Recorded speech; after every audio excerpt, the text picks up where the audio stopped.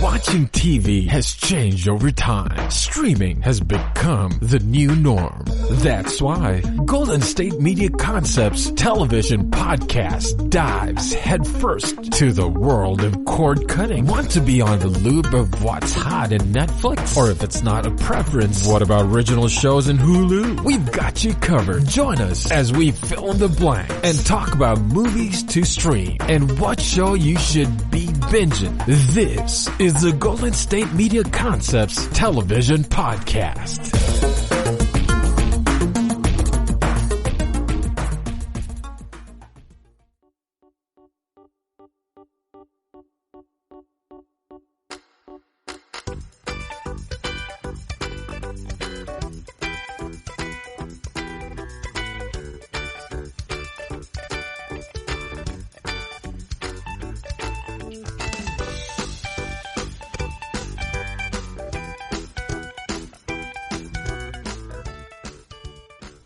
Thank you for tuning in to the GSMC television podcast brought to you by the GSMC Podcast Network. I am your host, Trey. We're recording this in mid-August right now, which has been going well. Hoping you're finding ways to beat the heat. Personally, I'm finding ways to beat the heat by staying inside, which is the perfect way to beat the heat during a pandemic.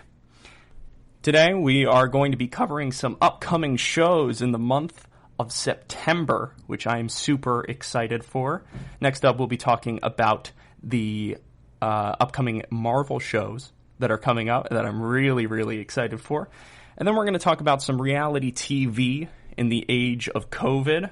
And if you stick around till the end of the episode, I'm going to give you some of my favorite COVID picks, which are some of the shows that I've been watching in the era of COVID. Some old, some new, some that are smash hits, and others that are little niche things that I've been working on.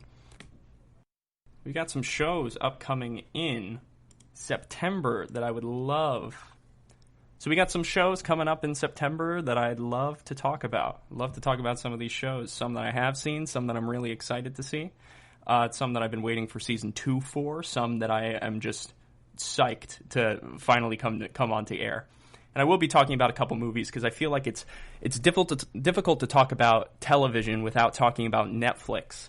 And Netflix has sort of bridged the gap between film and TV, with especially with the involvement of that Robert De Niro movie that's completely escaping me, that might as well have been a television show for how long it was. So first up, September 4th is a huge day. September 4th is the day The Boys season 2 comes out. I saw season 1 of The Boys on Amazon Prime. I'm just so overcome with happiness that they not only managed to shoot The Boys before COVID happened, but they had renewed The Boys for season 2 before even the first one aired, like finished airing. It's miraculous, and I'm glad that they did that. It seemed like The Boys predicted the global health crisis that was about to happen. It's also worth noting that a lot of the shows that I'm talking about might have been scheduled to air this summer and were delayed or continue to be delayed because of health concerns, which is perfectly fine. But I'm just talking about the news that I see it as right now. So back to talking about The Boys. I love season 1. I'm going to be talking about some superhero television shows later, if you would stick around for that.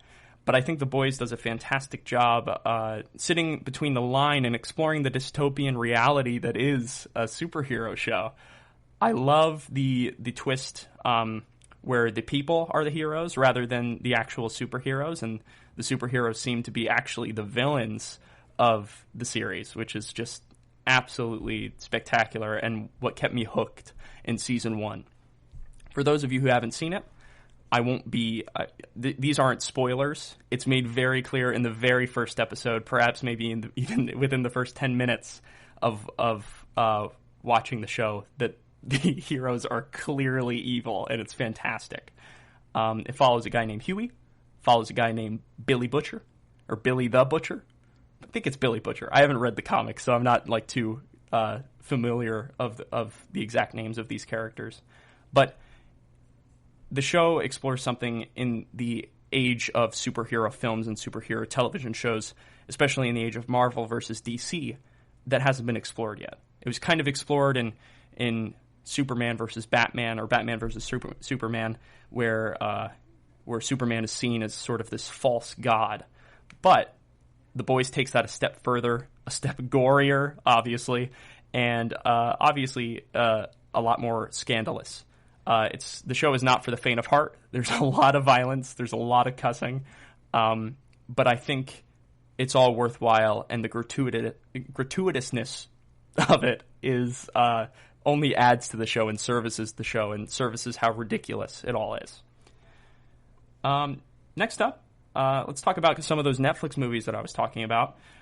Next up, we have I'm Thinking of Ending Things, which is also coming out on September 4th, which is a movie written by the same guy who wrote Eternal Sunshine of the Spotless Mind, which is actually my favorite movie.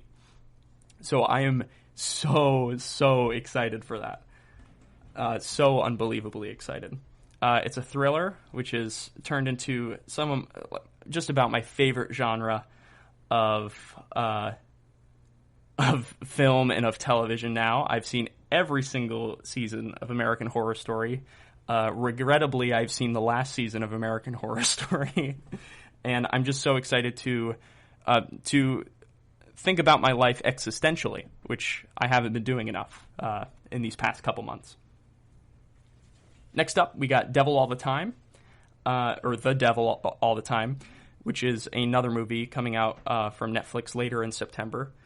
The exact date is escaping me. I feel like it's somewhere like 24 or 26. It stars Robert Pattinson and Tom Holland. And when I first read the headline, I was like, are we doing like a Spider-Man Batman crossover? Because it didn't occur to me that the two of them can be in other films. So I'm very excited for that. It seems to be being set in the American South. It looks super serious. It also looks kind of thriller-ish. I'm not too entirely sure what it's going to be about, but it seems to have some sort of religious sort of preacher aspect in the means of like The Exorcist and stuff like that. Another show that I have not seen that season 2 is coming out on Hulu in early September is Pen 15. It is a show that my roommate actually in college was watching, and I was like, "What is that?" And it is a show about this is like the log line of it because I obviously haven't seen it, but I think I might watch it once season 2 comes out and just binge all the way through. It's a show where the two writers of the show like explore what their middle school was like, or like explore what their middle school life was like as themselves, like they're 30-year-old actors and writers, and the surrounding middle school students around them are like 14, and it's from what I saw, it's just beautifully cringeworthy, and just and almost like it reminds me of me in middle school. Just like, you know, when you look back and you're like, wow, that was just about the worst time of my life, and how it was so awkward and so horrifically cringy. That's what Pen 15 is, from what I hear. So I'm super excited to dive into that. And of course, all the shows we like to watch are returning in the fall.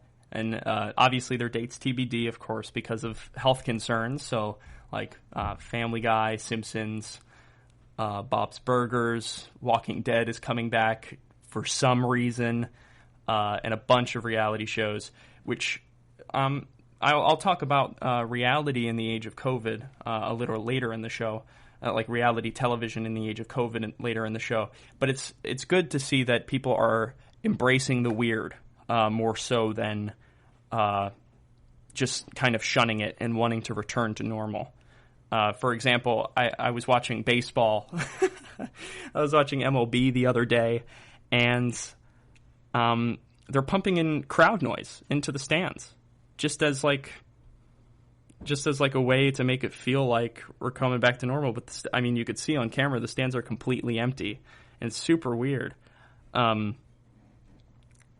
They're also like putting cardboard cutouts in the stands, which is also a really weird thing. You could pay like $80 to have your own cardboard cutout put in the stands. The Red Sox are doing a promotion where you could pay $500 to put your cardboard cutout on top of the Green Monster, and if somebody hits it over the Green Monster and hits your cardboard cutout, you get like season tickets for 2021. You get like the ball signed by the team. You get like a custom made jersey with your own number and your own name. It's really cool promotions, and I think a lot of reality television is going to dip in that direction, which I will talk about a little later. There's a bunch of stuff still coming back. Once again, shows that we know and we love. The Masked Singer is somehow coming back this fall. It probably won't come back, just seeing as like the live audience is such like a huge part of it that I can't see it going away. But then again, the live audience is such a big part of baseball in that way that I couldn't see that happening, and it did. So who knows? Blackish is coming back. American Horror Story is coming back. American Horror Story hasn't been confirmed what the theme is.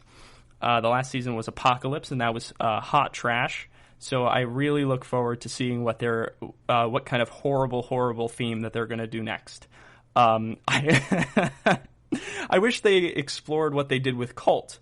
Like, I feel like with the Cult season, they didn't lean so much on supernatural, and they produced, while a controversial season, because Ryan Murphy kind of produces these over-the-top twists on his work. I was hoping it would be. I was hoping he would go in the direction where he doesn't lean on the supernatural, and everything is just people, because people are the scariest part of this world that we live in all reality. Can you tell that I like horror? I love horror. Brooklyn Nine-Nine is coming back. That's great. And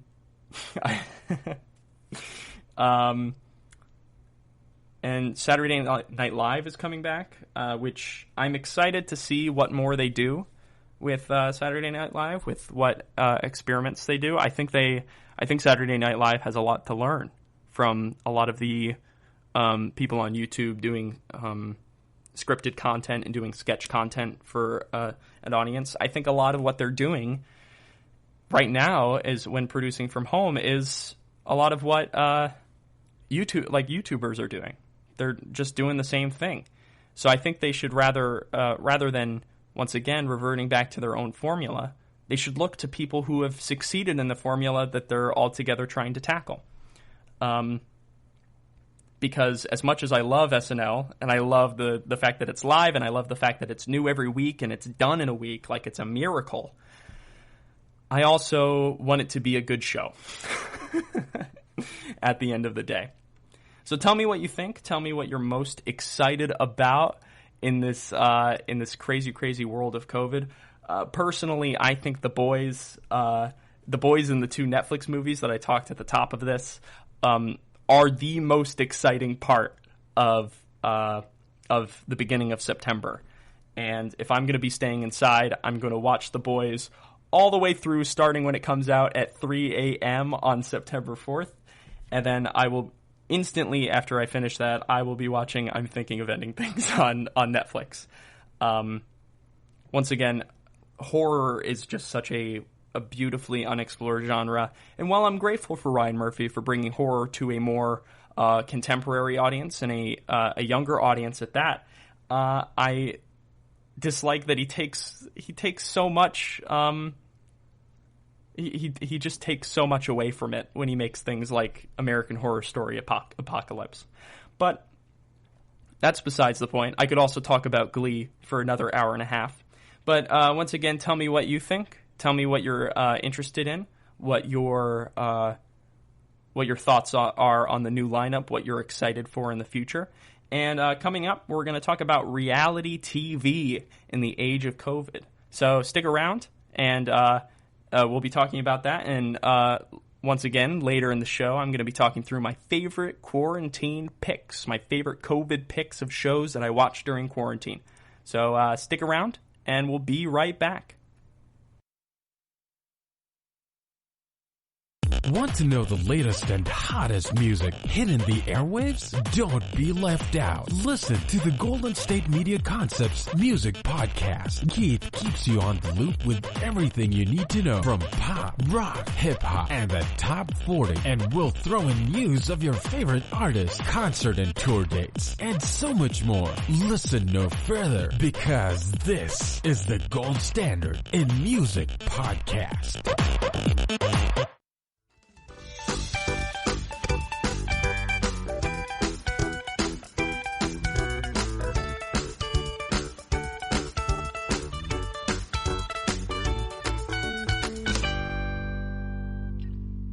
What is going on, everybody? My name is Trey Plotnicki. Once again, thank you for joining us on this television podcast. I'm your host, Trey Plotnicki, as I said before, and recently we just finished talking about what shows are upcoming in September, and now we're going to talk about our favorite, our guilty pleasures, reality television in the age of COVID-19. Now, I find it almost impossible to talk about television without talking about the impact of reality television. As a performer myself, some of my professors and my educators have told me every minute that you watch reality television, you are taking a job away from a fellow actor. And while that may be true, I can't get enough of it. So, recently I saw that Big Brother was coming to air. And I had some qualms with it, obviously, as we do. But what they did is they approached it in such a tasteful and safe way that I couldn't help but have respect for CBS, not only for going forward and taking the precautions necessary to publicly have a safe image going into the show, but also to bring this content to their viewers. Big Brother is a beloved franchise on CBS, and I'm super happy that they're doing an all-star season, especially to make sure that it's like a guaranteed, not a waste of time, and they can also like keep tabs, you know, and like they know that these people are good based on their past experience. So, thinking past that, I talked a little bit about The Masked Singer. I talked a little about baseball in the last segment, and how we think it's almost impossible to imagine some of the staples of these franchises without like an audience, without a live audience. The same way it's hard to imagine a Broadway show without a live audience. The same way it's hard to imagine a football game without a crowd going wild. And it seems like basketball and baseball on TV have proved that these things are possible. And the reason why people watch these sports is not because they feel like they're in the park, or they feel like they are a part of the experience, like they're right there at the stadium. They want to watch it because they want to watch it, because baseball is fun. It's fun to watch people compete. And while I'm talking about reality shows, like reality competition shows, like The Amazing Race, like Big Brother, like Survivor, I'm also talking about The Masked Singer. I'm also talking about The Bachelor. These shows can happen, technically, during quarantine, even though it may seem impossible. So let's explore some of those options right now. So first off, let me talk about Survivor. The way Survivor films, well, before I get into that, I need you to know that I am the biggest fan of Survivor. I have seen every season. I play Survivor on my downtime sometimes. I play online reality games, which are like your own personal games of Survivor that people that people organize just for fun. So I love this show. Usually when they film, they put 2 seasons in the bucket, they edit them, and then they release them twice a year. So 2 seasons a year, and that's been going on since the year 2000, which is just absolutely insane. Survivor is a money-making machine for CBS, and they would be foolish to stop producing it just because they can't. Because it makes money, it makes an absurd amount of money, And if they need to take extra precautions to film the show, not only would it be a great service to their fans, but it'd also be a great service to them to show that they are selfless in a way. But of course, I wouldn't want them to film if they weren't taking those necessary precautions. Now, moving on about that, Survivor currently doesn't have any seasons in their bucket. They have no seasons in the hole, nothing. They just filmed their 40th season and just released their 40th season, which was an all-winners season, and that was fantastic. They had to do an online show because they couldn't have a live reunion, which was very sad and upsetting, but I think it was necessary because I think they would have had to cut the reunion anyway, and that would have been entirely disappointing. So I'm happy they moved forward with that, and they chose to do a longer finale instead of a live reunion because they couldn't. Something like Big Brother, though, on the other hand, is a completely different beast. Now, the difference between the two shows, not only in their game style, but also in how they are presented to the public, is Big Brother has live feeds. Survivor happened months ago when you watch it. Big Brother literally is happening right now. Big Brother All-Stars, I can go on CBS/All Access and watch the house guests compete and talk just for fun. And people do that. It's a genuine way to consume entertainment. It's super fun. Big Brother is revolutionized the way reality competition is filmed. The cameras inside the house are high def. They follow every move. It's unbelievable how they control it, how they control audio, how they control the environment, how they make it feel like a house instead of a set. That's completely just, it's earth-shattering how revolutionary Big Brother is. Now, what's different about this is because it's filmed live, that means that they have to deal with the repercussions of somebody possibly bringing in a virus into the house. So, and they took the time to do it. They don't have a live audience anymore for the vote outs. They don't have all of the guests entered the house with masks on and wore masks all up to it. There was proper social distance between Julie Chen and the guests before they entered the house. And when they entered the house, they were like, you're all set. They were all tested multiple times, and it was clear and cut. And it was something so great that Big Brother did and took the time to do.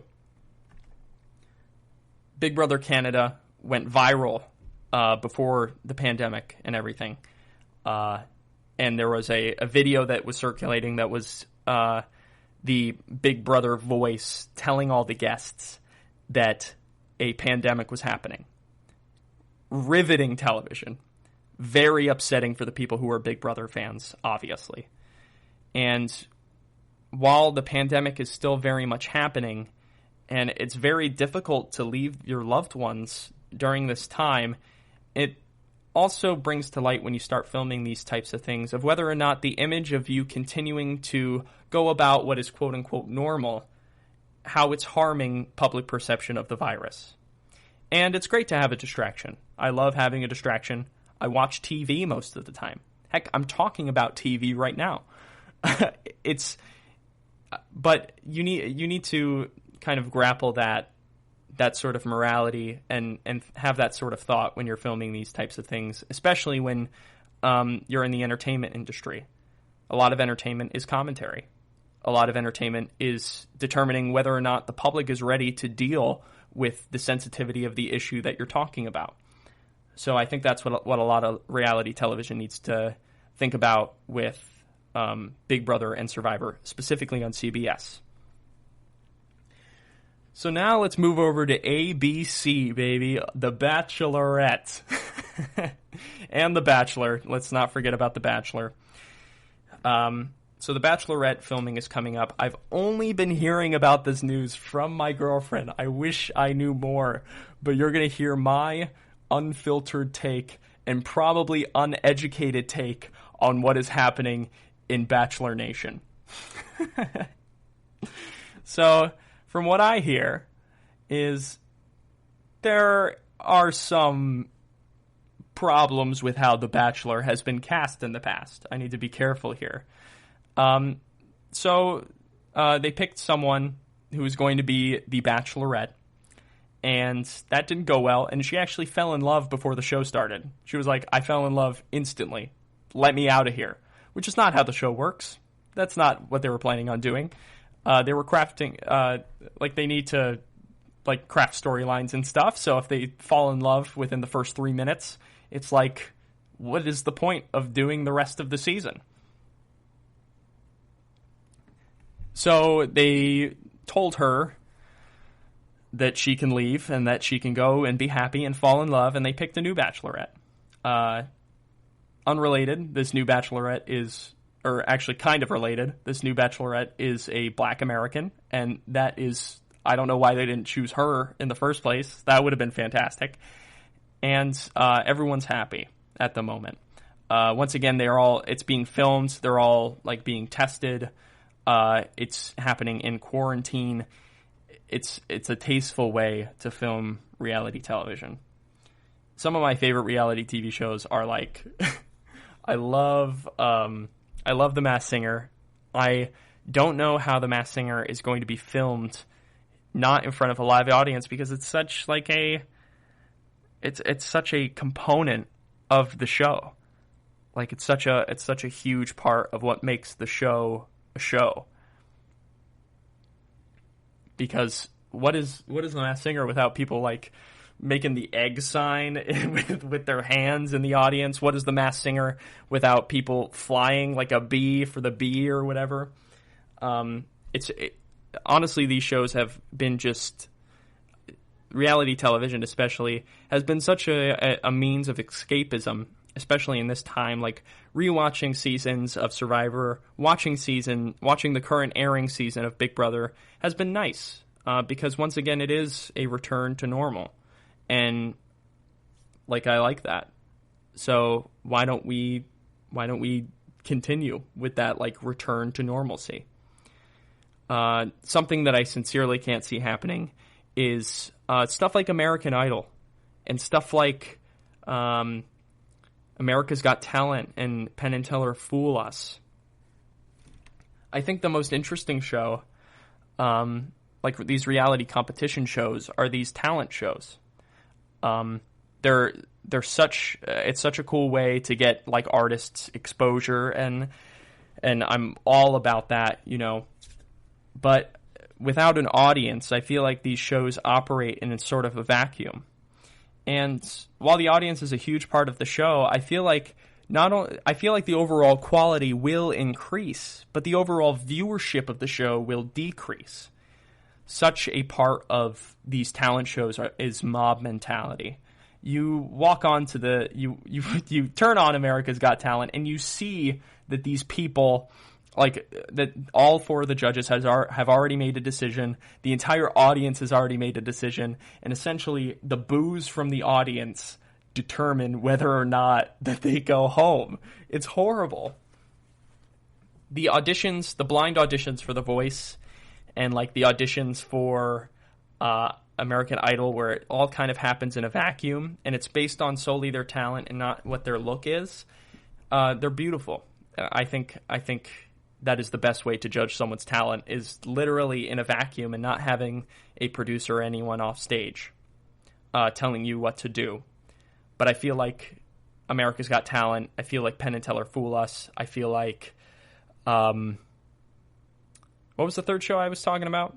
American Idol, America's Got Talent, Penn and Teller Fool Us. I feel like the three of those shows so heavily rely on audience participation that the quality of the show will increase, because they will obviously find better talent when they don't have a crowd of uninformed individuals having a mob mentality and booing someone off the stage. But I feel like the viewership will decrease, because the viewer tunes in to be part of the mob and say, they're so terrible. And then Simon says, actually, you have something. And then everyone's like, Simon, what are you doing? What are you doing, Simon? So I'm very excited to see what the state of reality television is in COVID-19. I'm talking a lot about the virus. I understand that. I feel like it is impossible to talk about the state of television and new television without talking about the virus. It's so important that the actors are kept safe. It's so important that the people who are on production are kept safe.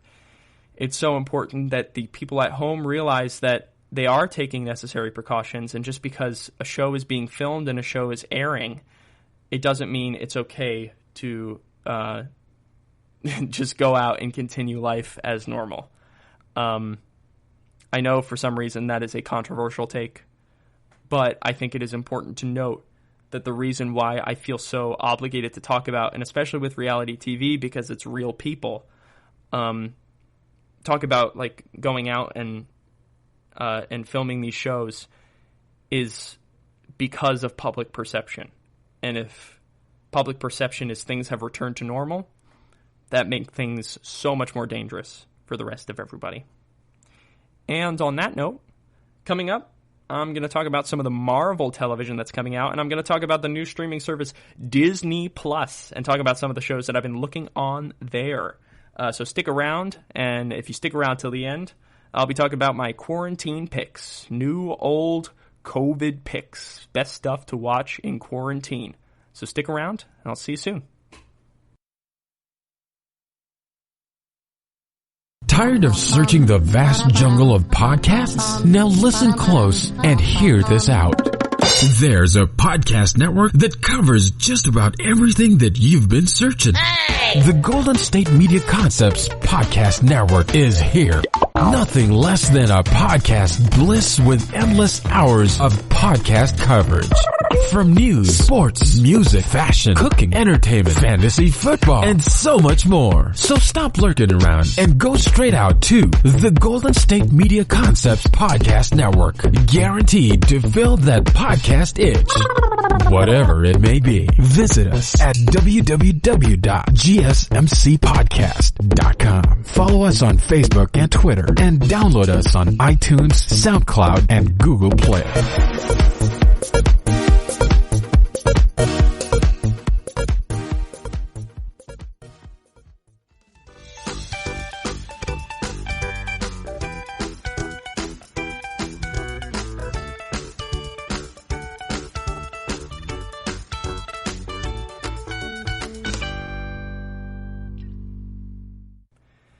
What is up, everybody? My name is Trey Plotnicki. Welcome back to the television podcast.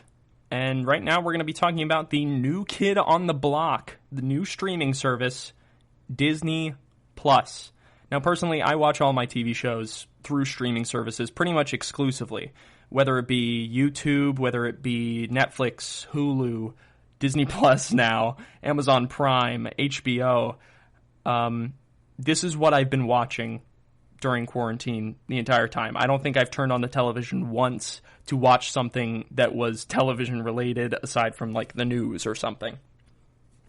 So let me talk about Disney Plus for a little bit. Let me talk about what I've been watching on Disney Plus. Let me talk about like the pros and cons of the Disney media conglomerate in its current state.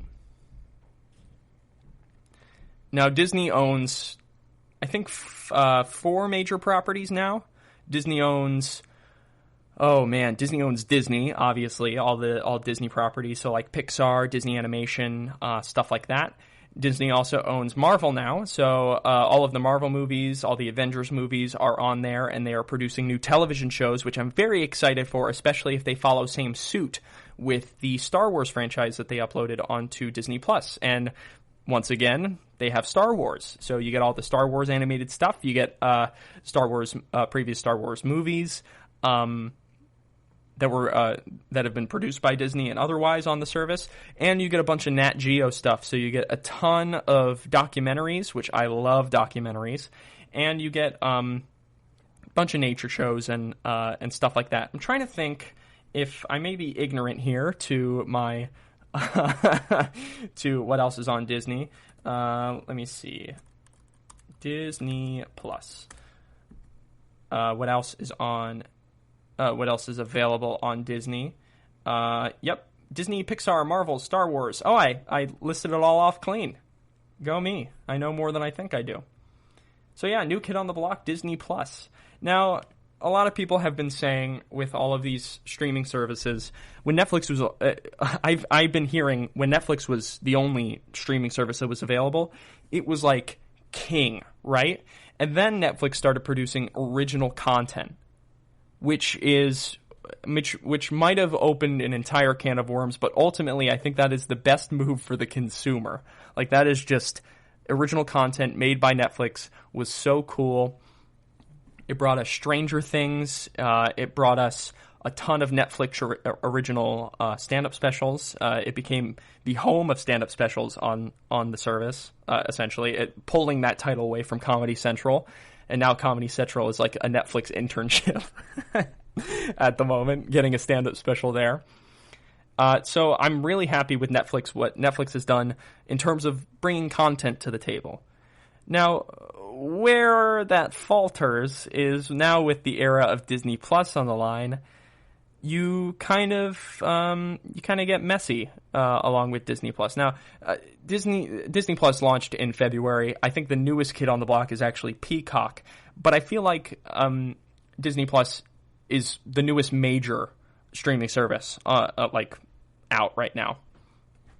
The content that was put out on Disney Plus is, in my opinion, unbelievable. You get a bunch of these early Spider-Man animated shows, which I've been just watching and eating up and loving every second of it. I love watching Infinity War and Endgame. I've watched that on Disney Plus. I love the Marvel movies, so watching those anytime has been great. And then you get to the Disney Plus original shows. So they started slow, with like kind of this slow drip. They pursued this model where it's weekly episodes. So they're available to stream, but only one episode comes out a week. So it's a slow drip, probably to get more people to come on the service and buy it for a longer period of time. I think they figured that they did some research and they said, they thought, if you had the service for more than 3 months, you're more likely to keep it for like an additional 3 months versus like if you have it for the first month, you're more likely to just binge watch everything and then ditch it later down the line, once more stuff comes on. So they did like a slow drip for Mandalorian. They did a slow drip for High School Musical, the series. And they did slow drips for the Imagineers documentary, which was fantastic, by the way. And I think they did a slow drip. I can't remember what other series they did slow drips for. I'm trying to think of other television shows they released. It's not coming off the top of my head, but I think that is what their model is. And I think it's smart. Is it good for the consumer? No. But Disney doesn't have a track record of being pro-consumer for the most part. They more so have a track record of owning everything and then dishing it out at whatever price they see fit. For example, the new Mulan live-action movie, because it can't be shown in theaters, is going to be $30 on Disney Plus.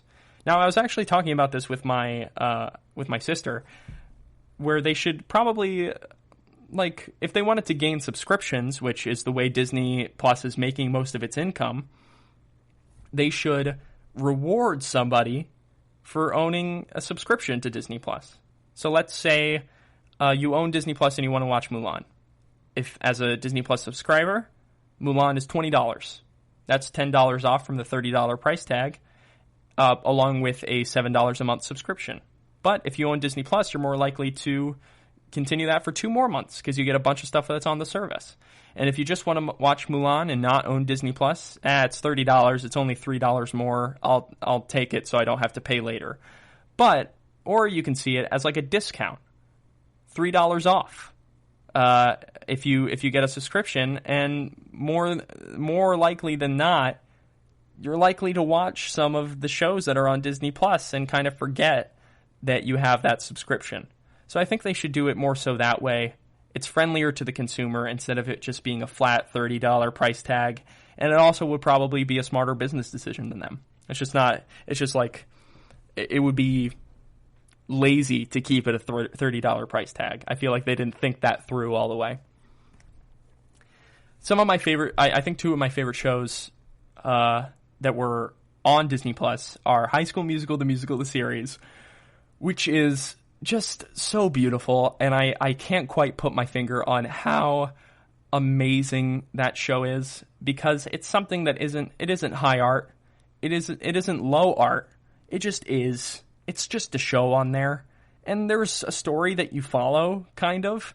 And also every person is like irredeemably a psychopath in one way or another, except for maybe two. And the show just doesn't do service to High School Musical in the way that it should. And it's just so unapologetically ridiculous. And I loved every second of it. And then next up is Encore, which is a reality show in which Kristen Bell and a director and a choreographer. It's a Kristen Bell produced show. She doesn't come to every high school, but they go to a high school that had a high school production that was filmed, and they got the cast back together and they played their original roles that they were in high school. It's super cool. It's super wholesome.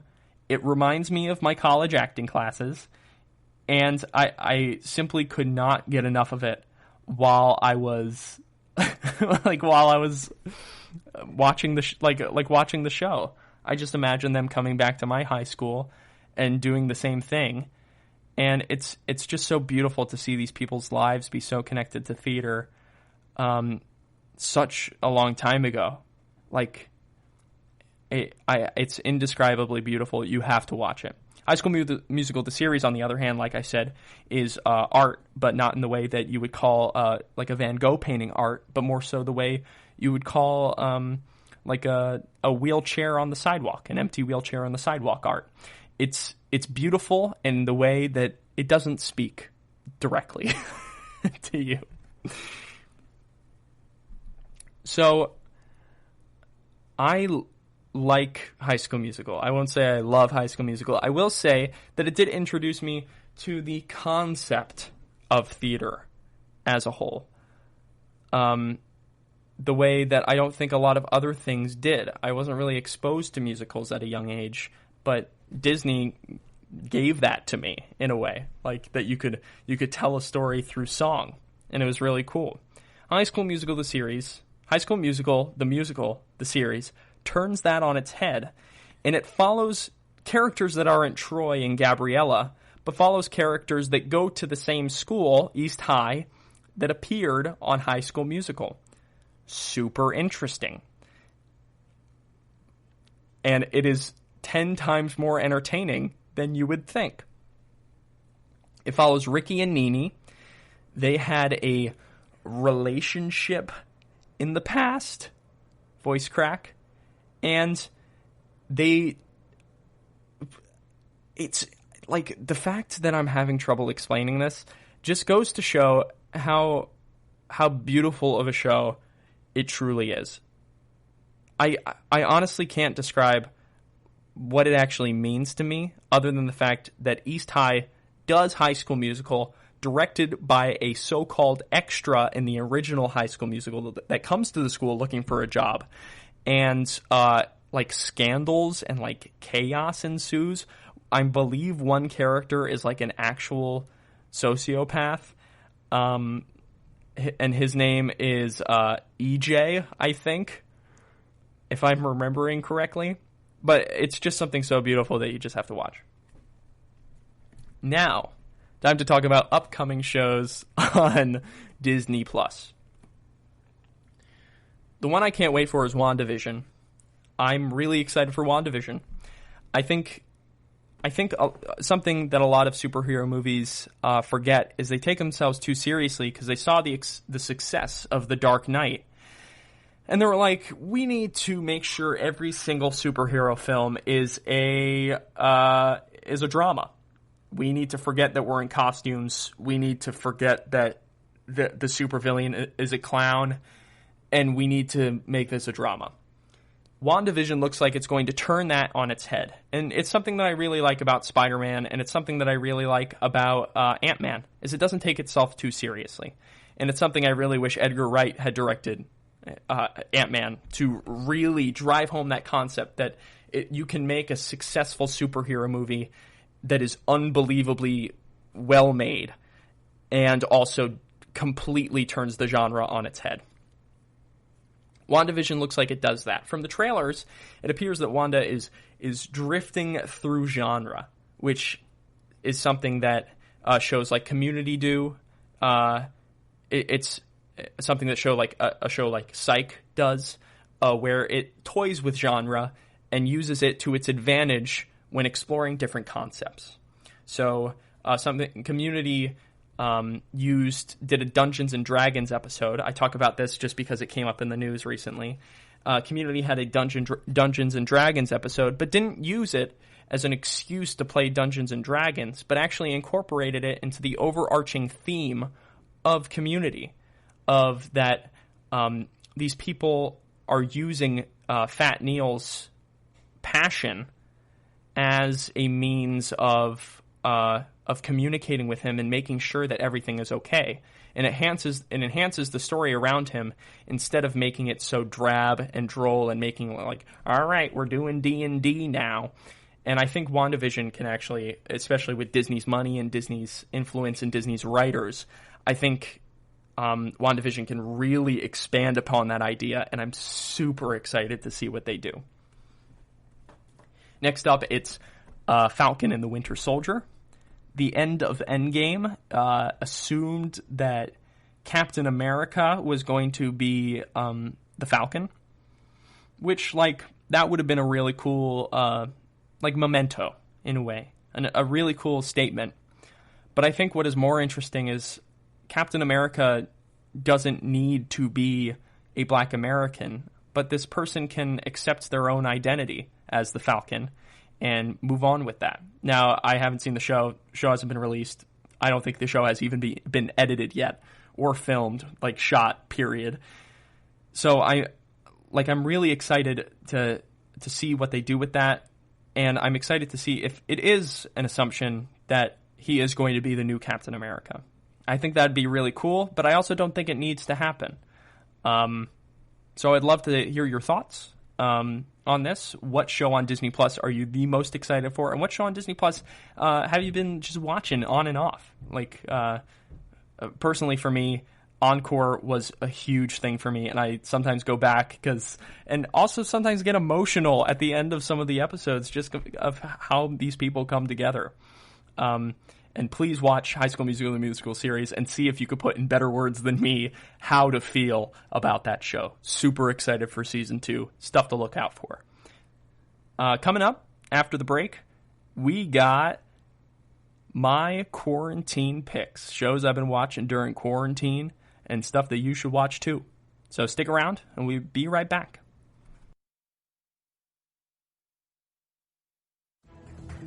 Want to find out what movies to go see? Then check out the GSMC Movie Podcast. It's your ticket to the latest movies, whether it's a new blockbuster event, romantic, comedy, or action flick. This show has got it all covered. They talk some what to go see now. Don't bother. What's hot on Netflix and everything in between. That's GSMCpodcast.com/movie-podcast. When it's all about the movies, it has to be this new show. Don't forget to like them on Facebook and follow them on Twitter. Visit GSMCpodcast.com for more info.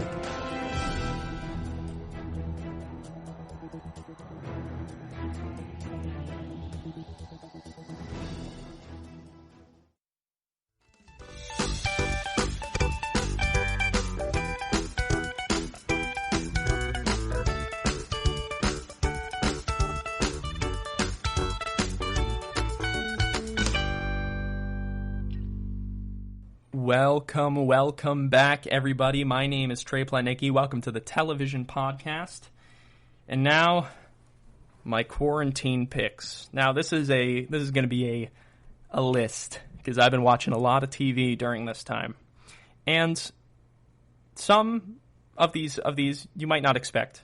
Some of these you probably will expect based on what I've talked about today.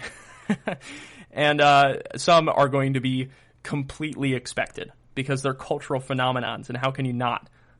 So starting off the list is the Tiger King. Everything started with the Tiger King.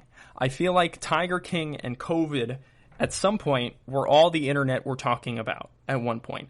And then Joe Exotic, the Tiger King himself, got COVID, and finally my life became whole. It all came together in one small man. I love The Tiger King. I love documentaries, just period. So if you have any documentaries, please, that I should watch, please let me know, because I will watch them in a sitting. I don't care how long they are.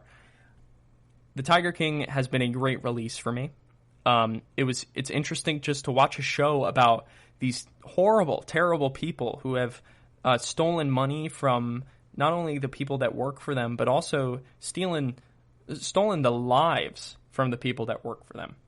It's nice to know, for something that makes these shows watchable is when you see such horrible people on screen, like, for example, like Seinfeld or something like Always Sunny. You see these terrible, terrible characters that you can't stand on screen. The reason why you laugh and the reason why we watch along is because we know we have faith in ourselves that we are better than them. It's sad, but it's true. And that's why I really liked watching it. After watching it, I definitely feel like I am not that bad of a person.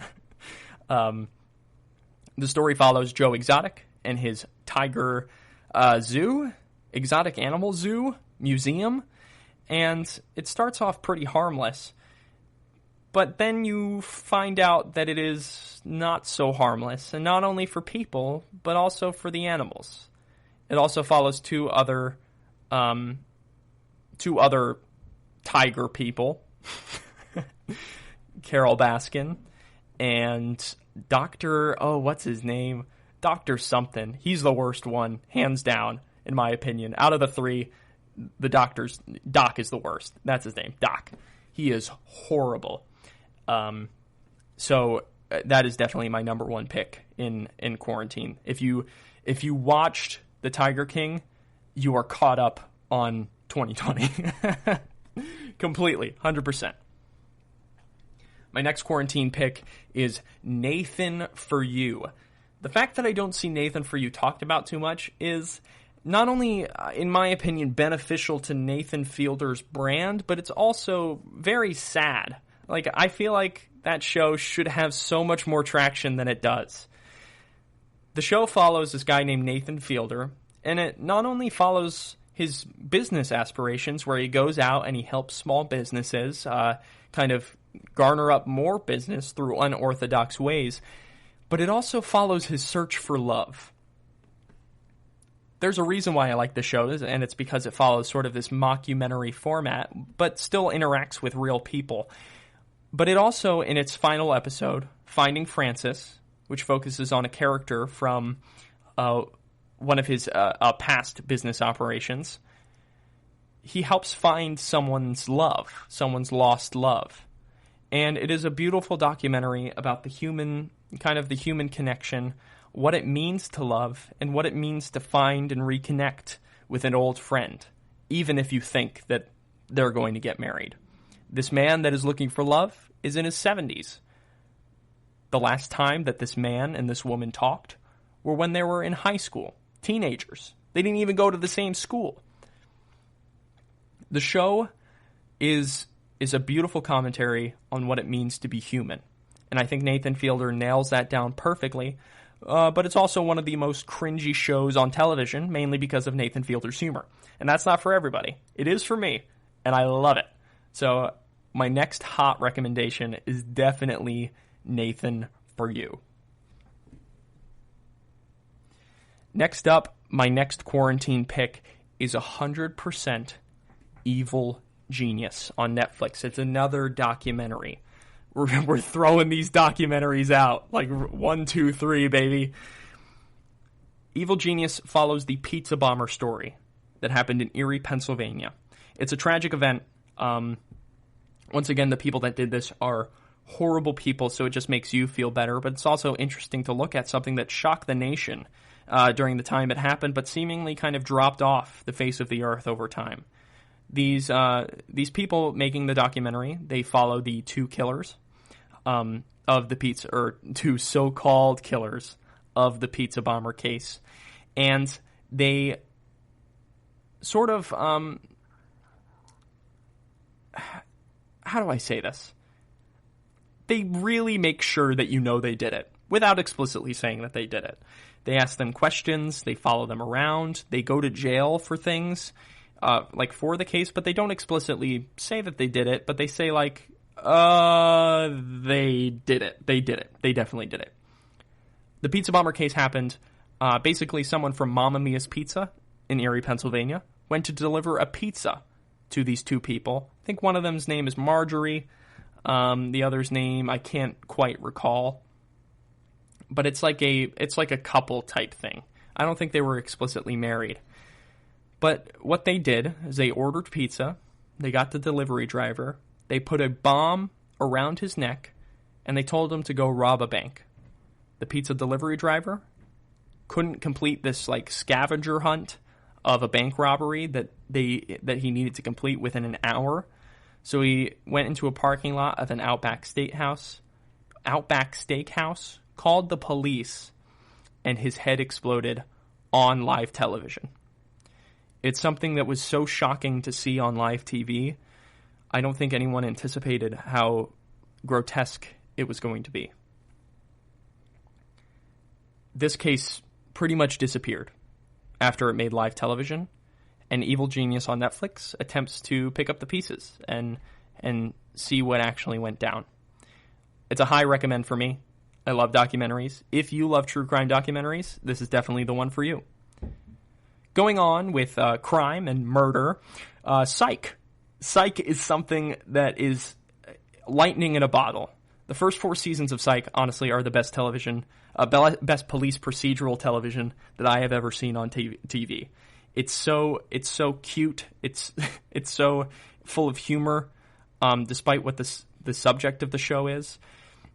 The show follows this guy named Sean Spencer, who is the son of a police officer, and his father taught him how to be the perfect detective. And he's carried that through his adult life, into his adult life, and started a psychic detective business, even though he isn't actually a psychic.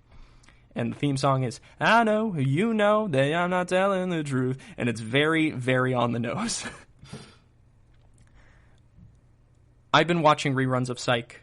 I watched Psych when it aired, and there's nothing like forgetting who did it in an episode. And watching an episode seemingly as it feels for the first time. The later seasons are weaker, but they're still great television. And they also have 2 movies. And the reason why I started rewatching it is because the second movie that they made for television movie, just got uploaded on Peacock. And I watched it, and it was great. Unfortunately, the person who plays Carlton Lassiter, which is the head detective at the police department that Sean Spencer usually works at, the guy who plays it has a stroke. Timothy Omudson. He had a stroke, and he couldn't be in the first movie, and the first movie lacked some quality, but he's back in the second movie, and the second movie is really quite the love letter to the show. I'm very happy he was able to make it, despite his ailments because of the stroke. Next up on the watch list, Survivor.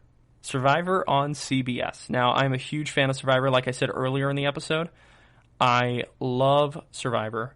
It is part of my life. I play it. I play it on my downtime with people who organize it for fun. There's something so beautiful about a game. I consider it my basketball. The depth of strategy and the depth of gameplay is sort of like a sport.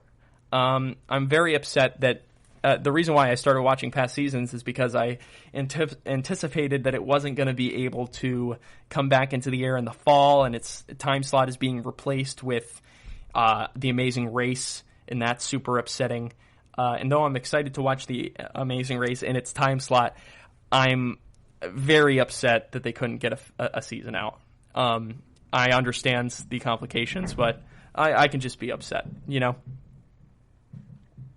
So Survivor is my next watch. If you need a list of seasons to watch during quarantine, the best seasons are Survivor Pearl Islands is a fantastic season. It is in the early era of seasons, and you have some great household names, actually, like Rupert.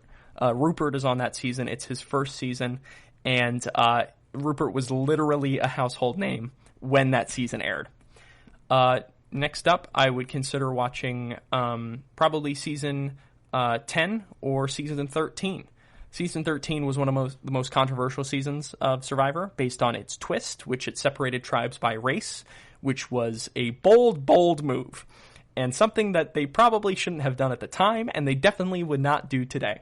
So I would watch that with a grain of salt. The way early Survivor operates is very different the way modern Survivor operates, even in its social interactions.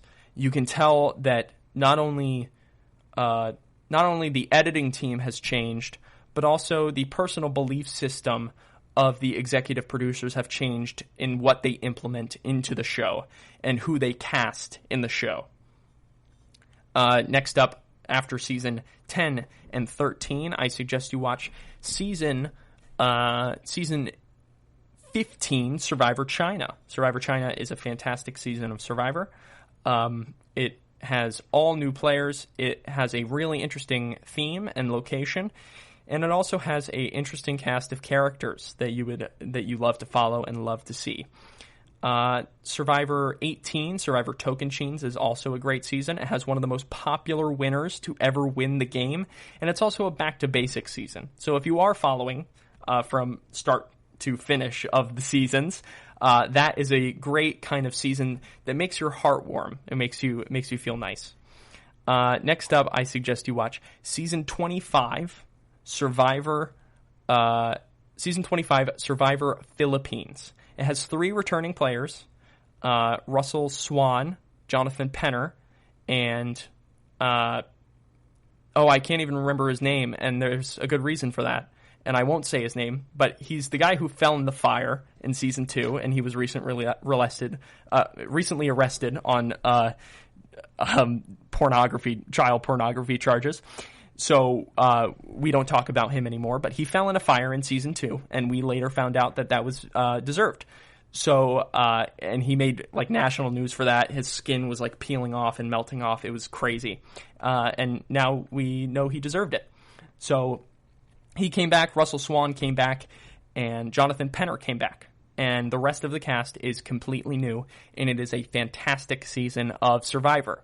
You don't even need to know who the returning players are to understand that the season of Survivor is very good. Season 28 is next up.